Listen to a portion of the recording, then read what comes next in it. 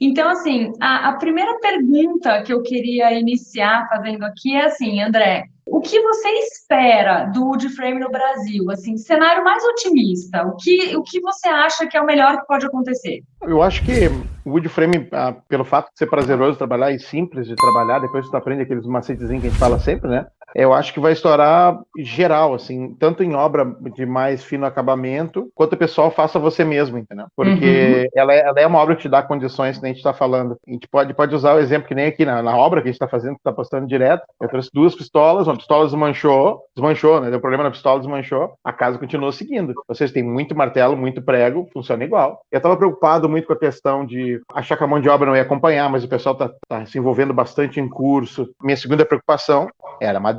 E madeira hoje já não me preocupa mais, porque como o preço está subindo um pouco no Brasil ainda, mas daqui a pouco mais a gente vai ver que a especulação não tem como ir, entendeu? Porque aquela uhum. madeira toda estava indo embora, não está indo mais, então o preço vai dar uma estabilizada e eu fico bem mais tranquilo. O que a gente espera para o Woodframe no Brasil é que fique igual é nos Estados Unidos, né? É, É o sistema mais utilizado, é o sistema mais democrático, né? Porque rola um faça você mesmo, né? Então a gente vê um monte sim. de canal no YouTube de duas mulheres que construíram a própria casa e tal. É muito democrático mesmo, sabe? Aquela história assim, quando eu morei lá em Goiás, que a gente fez casa de adobe, é um sistema que funciona no mutirão. Você chama a galera, quer me ajudar? É mulher, é homem que nunca fez e tal. Você explica como é que faz, a galera sai fazendo. No UD é a mesma coisa. Você tem que saber o que você está fazendo. Quem está no comando tem que saber o que está fazendo. No caso, o André Uhum. sabe. Se chegar ali mais 5 pessoas, ele dá serviço ali para 5, entendeu? E assim é muito legal. Mas o Giovanni está falando assim, André, você já fez alguma obra com madeira não tratada, apenas plainada? Mas olha só, eu É. fiz sim, porque nos Estados Unidos o tratamento é diferente daqui, né? Elas são enceradas. Então, mas mesmo assim, a gente vai sempre falar, toda vez a gente vai falar a mesma coisa, tá? Dá para fazer encerada, dá para fazer própria casa, mas a norma no Brasil diz que ela tem que ser tratada autoclave. Então, para quem está pensando em trabalhar com isso, fazer para um cliente, não vale a pena arriscar fazer uma coisa que não vai ter garantia nenhuma, porque pela lógica tu vai envelopar, vai fazer, ela vai funcionar. Mas os Estados Unidos não é Brasil, a gente não sabe qual é que é a diferença mesmo que tem, tipo de cupim diferente, então só para deixar bem claro, pinos tratados. Pinos. E assim, é muito difícil. As pessoas me perguntam sempre sobre a durabilidade. Ah, quanto dura uma casa de wood frame? É assim, a gente tem histórico das casas nos Estados Unidos, na Europa. Aqui a gente não tem. Eu acredito muito que a gente tem diferença de clima, a gente tem diferença de praga, de tudo. E tem uma outra coisa que às vezes a gente não leva em conta. Na Flórida, por exemplo, as casas têm um ar-condicionado ligado 24 horas por dia. Esse ar-condicionado ele fica tirando umidade de dentro da construção. E aqui a gente não tem isso. Então, a gente não tem histórico suficiente para dizer que uma casa de madeira tratada vai durar 200 anos, vai durar 150 anos. A gente não tem esse histórico. O que o pessoal quer fazer? A gente está toda hora fazendo em live, estou falando no canal, né? A gente bate muito em cima da tecla de fazer assim, vamos fazer certo dessa vez, a gente tem uma chance de fazer uma coisa melhor que o steel.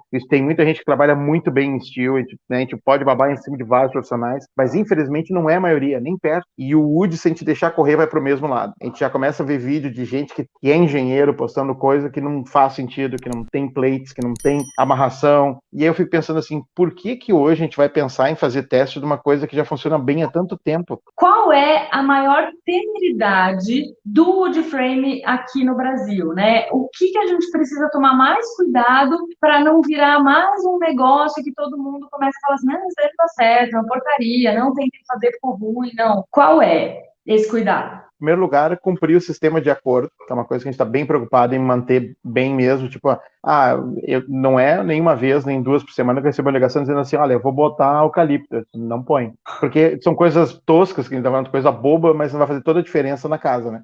Cuidar bem a questão de norma mesmo, e até mesmo a mão de obra na hora de cortar, a posição de pregar. Tem vídeo que já mostra, eu falei sempre nos vídeos e nas aulas, você falou assim: eu quero parafuso eu trabalharia, prego não. Trabalhar com a pistola de prego, nunca mais tu vai querer ver um parafuso, mas de qualquer forma, parafuso não pode. A gente já falou outra vez também. Parafuso trabalha pouco e quebra.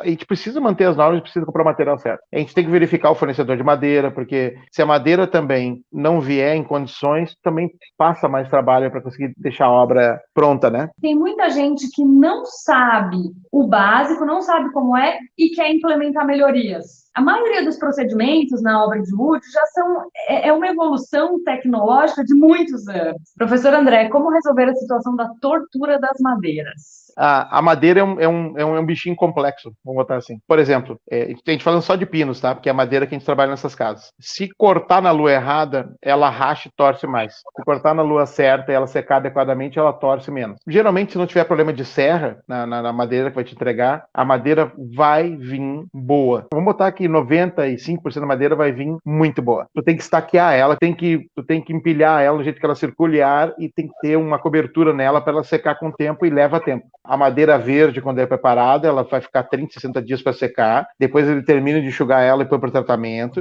E depois do tratamento, a umidade dela não é a natural, é a umidade do produto. Então seca bem mais rápido. Dependendo da empresa, vai demorar 90 dias para entregar madeira. Dependendo da empresa, 60 dias para entregar madeira. Raras empresas hoje têm madeira à pronta entrega. E quando tem, é um tipo de bitola só que não resolve muito, né? Mas a questão, se a peça estiver muito torta, e tu já instalou, que ela pegou sol depois, aí a gente tem um corte em ângulo que a gente faz. A ideia é sempre o seguinte, é o mínimo possível. Se vê que chutou o balde, começou, todo o aparelho tem que cortar, tá na hora de começar a trocar aquelas peças, entendeu? Tem mais um, tá? E se tu tiver tempo e tiver a ferramenta certa, tu ferve água, por exemplo, tu consegue botar na madeira, e aí tu torce ela vai pro lugar.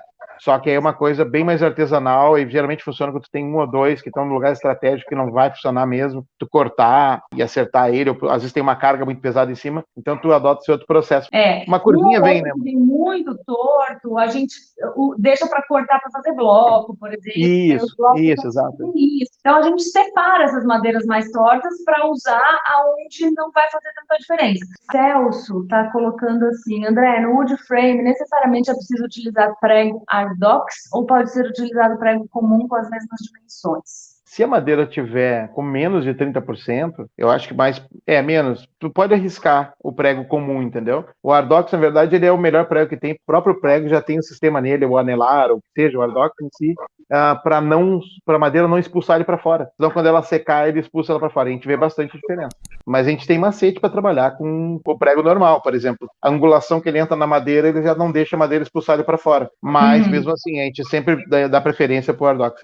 O Fábio, André e Karina, tenho uma dúvida bem legal entre qualidade de plaqueamento externo, qual a melhor chapa para revestimento, glass rock ou cimentícia? As duas aí, ficou a primeira, não ficou a primeira. A cimentícia, eu trabalhei com uma cimentícia no Brasil que eu achei muito boa. Foi a Proforte. A Proforte foi a única placa que eu realmente trabalhei e eu vi uma diferença brutal. Assim. Eu já tive algumas experiências com cimentícia que o canto começa a abrir e ela começa meio que desfolhar, sabe? Então, hoje, num projeto, eu adoto aqui assim, se a gente vai criar parede lisinha, eu vou no AFES. Eu só usaria cimentícia se eu quiser um efeito de placa cimentícia aparente na minha fachada. É isso aí. Vejo vocês na próxima live. Tchau, tchau. Tchau.